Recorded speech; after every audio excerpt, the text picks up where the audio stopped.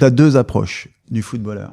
Celui qui subit ou celui qui choisit. Et aujourd'hui, c'est beaucoup plus difficile lorsque tu subis que lorsque tu choisis. Je peux en parler, c'était en 2018-2019. J'ai accompagné 2 jeunes d'un centre de formation dans les Hauts-de-France.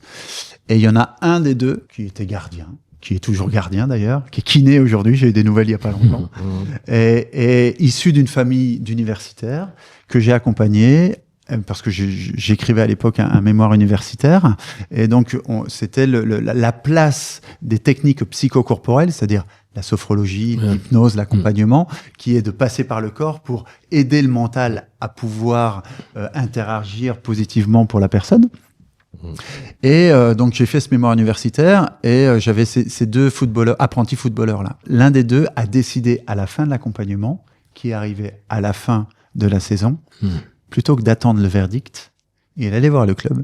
Il a dit, moi je m'en vais, je retourne dans mon club formateur, je vais poursuivre. Elle était déjà en bac+1, hein, déjà pour te dire. Ah oui, donc tu vois, ça te donne déjà un peu le niveau, et puis d'un environnement universitaire. Et cet enfant-là a décidé de lui-même de retourner chez lui, et il a fait kiné, et aujourd'hui il est kiné.